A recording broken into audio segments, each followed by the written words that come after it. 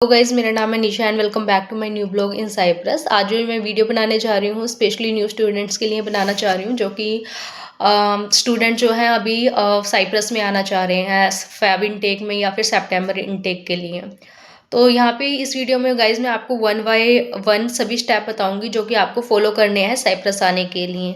अब make sure ये video please आप फुल देखिएगा, बिकॉज अगर आप सारे स्टेप को कम्प्लीटली देख लेते हैं तो आपको, अगर आप न्यू कमर्स हैं फर्स्ट टाइम फ्लाइट में विजिट कर रहे हैं तो आपको कोई भी प्रॉब्लम नहीं आएगी अगर एज ए स्टूडेंट आप साइप्रस आ रहे हैं बेसिकली।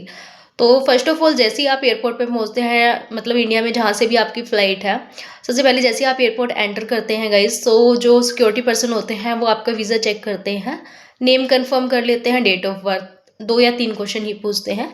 जैसे ही आप उनका रिस्पॉन्स कर देते हैं वो आपको एंट्री दे देते हैं एयरपोर्ट के अंदर। और गाइज इसमें जो दूसरा स्टेप रहेगा वो आपका ये रहेगा, जैसे ही आप एयरपोर्ट में एंटर करते हैं वहाँ पे आपको एक बिग स्क्रीन दिखेगी, जैसे कि आपको स्क्रीन पे दिख भी रहा होगा। वहाँ पे आपको कंफर्म करना है कि आपकी लाइन कहाँ पे है, मतलब आपका चेक इन जो रो है वो क्या है। एग्जाम्पल के तौर पे आपको बता देती हूँ, जैसे कि मेरा गल्फ एयरलाइन था, वहाँ पे आपकी एयरलाइन मेंशन होगी गल्फ, इजिप्ट या जिस भी एयरलाइन से आप फ्लाइट मतलब विजिट करना चाहेंगे साइप्रस, वो होगी वहाँ पे मेंशन, आपका फ्लाइट नंबर होगा, साथ में आपकी रो मेंशन होगी। जैसे कि एग्जांपल के तौर पे मेरी जो फ़्लाइट थी वो गल्फ एयरलाइन थी, मैंने फ़्लाइट नंबर चेक किया, एयरलाइन चेक की, अपनी रो चेक की, तो वो एन रो थी। देन सेकंड स्टेप है आपको उस लाइन में जाके लग जाना है। जैसे ही आप वहाँ पहुँचते हैं, जो भी स्टाफ होगा वो आपके वहाँ पे अगेन डॉक्यूमेंट वेरीफाई करेगा। डॉक्यूमेंट जो आपको आपके हाथ में रखने हैं जब तक, मतलब आप साइप्रस नहीं पहुँच जाते, वो मेन 3 से या 4 डॉक्यूमेंट होते हैं आपका। उसमें आपका होता है एक वीज़ा, सेकेंडली आपका पासपोर्ट होता है, आपका बोर्डिंग पास, टिकट वगैरह होनी चाहिए, ये सब चीज़ें जो आपके हाथ में होनी चाहिए, वो उस चीज़ को चेक करता है। और 1 या 2 क्वेश्चन पूछ सकता है आपकी यूनिवर्सिटी से रिलेटेड या फिर आपके कोर्स से रिलेटेड। जैसे ही आप उसे कंप्लीट कर देते हैं, वहीं पे आपका लगेज का जो है वेट होता है, आप साथ में जो भी हैंडबैग्स होगा आपका उसका भी वेट होगा, जो लगेज होगा उसका भी वेट होगा। और साथ के साथ वो आपको जो है एक स्लिप देगी, वहाँ पे कुछ मेंशन होता है, उसका कोड वर्ड मेंशन वो कर देते हैं उसमें कि क्या है, आपके बैग में कोई टूट-फूट तो नहीं है या नहीं है, जैसा भी है। इसके बाद जो आपका थर्ड स्टेप रहता है गाइस, जैसे आप वेट वगैरह वहाँ करा लेते हैं, वो ये रहता है, आपका थर्ड पॉइंट रहेगा यहाँ पे इमिग्रेशन। उसके बाद आपकी इमिग्रेशन होती है। मेरा फर्स्ट टाइम तो मैं थोड़ा-सा कन्फ्यूज़ थी, मुझे लगा कि मेरी इमिग्रेशन होगी। जैसे ही मैंने वहाँ पे स्टाफ से पूछा तो उन्होंने कहा कि मैम आपकी इमिग्रेशन नहीं हुई है।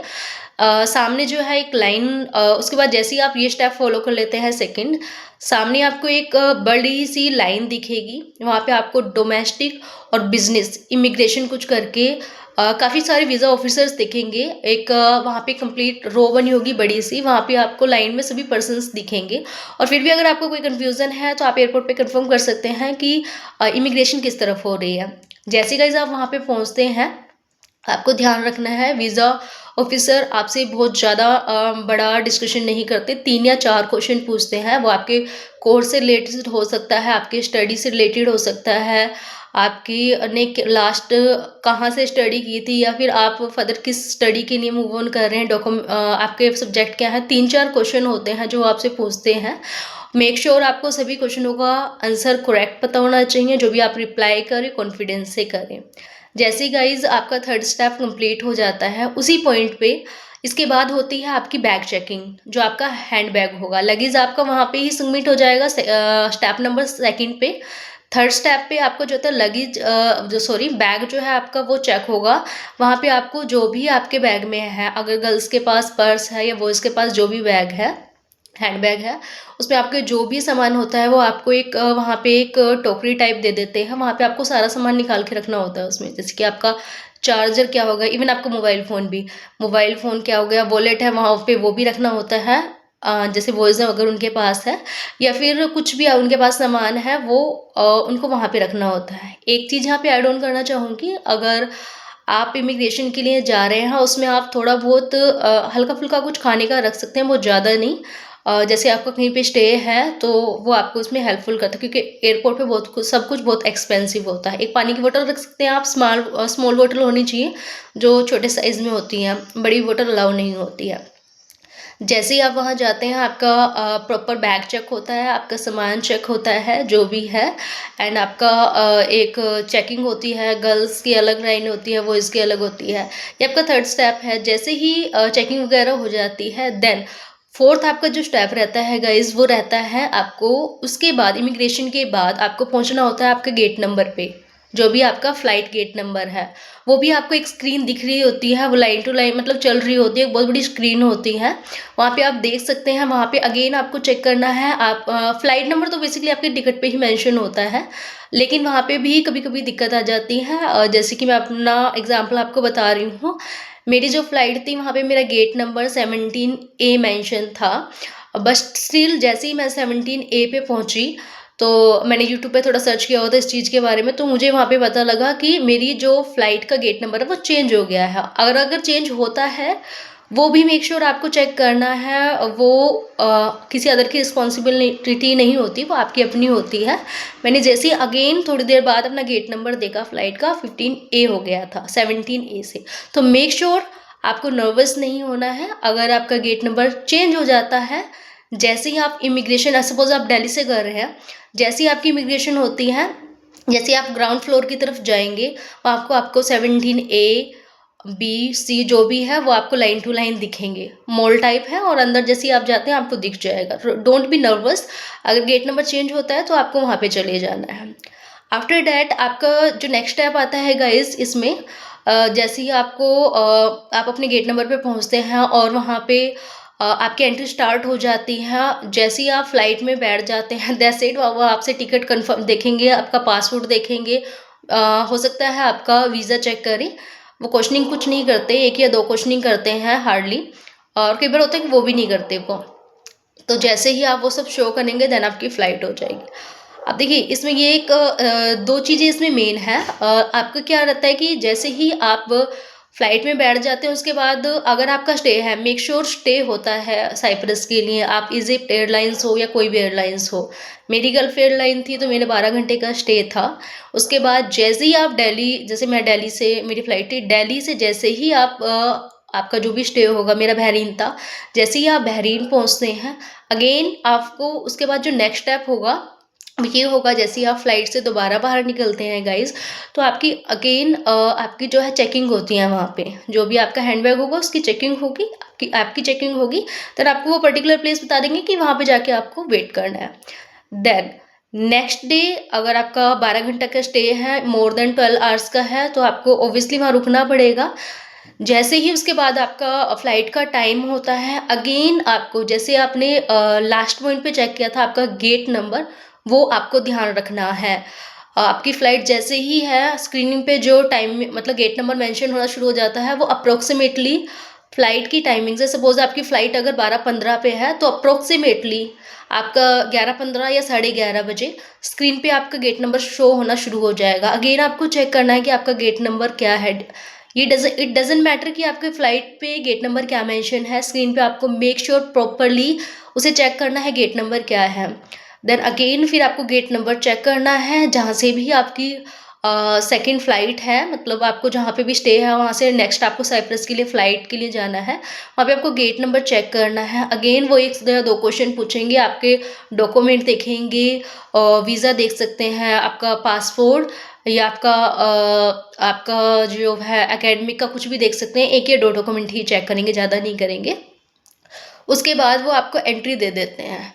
That's it. जैसे ही आपको एंट्री मिलती है और आप साइप्रस पहुंच जाते हैं, उसके बाद लास्ट यहाँ पे जो स्टेप रहेगा गाइज आपका, वो रहेगा अगेन आपकी इमिग्रेशन होती है साइप्रस में। मैं अपना बता देती हूँ आपको, जो भी मेरे साथ के स्टूडेंट्स हैं उनसे 2 या 3 क्वेश्चनिंग हो रही थी, उन मेरे से उन्होंने कुछ नहीं पूछा।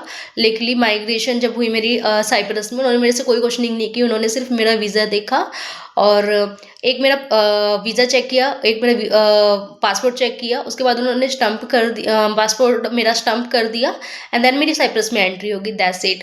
बट एक अदर स्टूडेंट था, जो वहाँ पे जो वीज़ा ऑफिसर थे, उन्होंने उनकी जो है करेंसी चेक की थी कि 2000 यूरो आपके पास है या नहीं। मेक श्योर जब भी आप साइप्रस आएँ, कम से कम आपके पास 2000 यूरो होने चाहिए, 2400 यूरो से 2000 यूरो तक। एंड लास्ट, जब आप पहुंच जाते हैं साइप्रस में, लास्ट जो आपका स्टेप रहेगा, आपको जब आपको आपका बैग लेना है, लगेज बैग स्पेशली, अगर आपका कहीं पे भी स्टे है या फिर आप इजिप्ट एयरलाइन से आ रहे हो, गल्फ एयरलाइन से, जिस भी एयरलाइन से, वहाँ पे आपका टर्मिनल जो मेंशन होगा इंडिया से, उसी टर्मिनल पे आपको आपका लगेज बैग रिसीव होगा। सेकंड जहाँ पे आपकी फ़्लाइट होती है वहाँ से नहीं, जैसे दिल्ली से जैसे मैं दिल्ली से आई थी, तो मेरा जो मेंशन था वहाँ पे, ज़ोन जो मेंशन होता है 1 2 3 जो भी ज़ोन मेंशन होगा, वहाँ से ही आपका लगेज बैग रिसीव होगा। तो गाइज़ ये सारे स्टेप मैंने आपको कवर अप कर दिए हैं अपनी वीडियो में। वीडियो बहुत लंबा मैं इसको नहीं करना चाह रही, शॉर्ट कर रही हूँ ताकि आप वन बाय वन सभी चीज़ों को समझ सकें। अगेन एक बार रिपीट कर देती हूँ, सबसे पहले आपकी जो है आपका वीज़ा चेक होगा जैसे ही आप एयरपोर्ट पे एंटर करते हैं।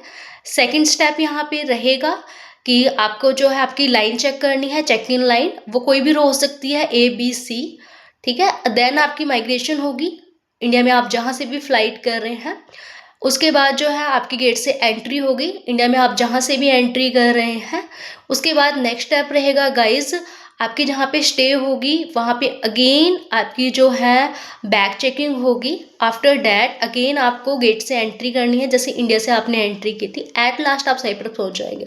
जैसे ही आप साइप्रस पहुँचते हैं आपका अगेन इमिग्रेशन होगा। तो ये सारे स्टेप है गाइज जो आपको ध्यान रखने हैं। अगर आप फर्स्ट टाइम आ रहे हैं, मेक श्योर आपको नर्वस नहीं होना है। जो भी आपसे वीज़ा ऑफिसर क्वेश्चन पूछे उसको बड़े आराम से आपको जवाब देना है प्रॉपरली, आपको आने से पहले आपका कोर्स के बारे में, बट मेक श्योर आपको डीप इन्फॉर्मेशन होना चाहती हैं। इन केस अगर उनको आप पे कुछ शक होता है या फिर उनको लगता है कि नहीं कुछ मिसमैच है इन्फॉर्मेशन, थोड़ा वो क्वेश्चनिंग कर सकते हैं। आपको नर्वस नहीं होना है, कॉन्फिडेंस से जवाब देना है। तो थैंक यू गाइज, मिलते हैं नेक्स्ट वीडियो में। और कुछ इन्फॉर्मेटिव वीडियोस के साथ मैं आपको मिलूंगी। कल मैं आपको एक वीडियो और अपलोड करूंगी, वहाँ पे मैं आपको मेंशन करूंगी कि साइप्रस आने से पहले आपको जो है क्या जब बैग मतलब आपको जो भी शॉपिंग वगैरह करना है उसमें किन किन चीज़ों का ध्यान रखना है जो यहाँ पे ज़्यादा कॉस्टली है। तो होप सो गाइड आपको ये मेरा व्लॉग अच्छा लगा होगा। ऐसी और इन्फॉर्मेटिव वीडियो के लिए प्लीज़ मेरे चैनल को लाइक एंड सब्सक्राइब करें। Thank you so much.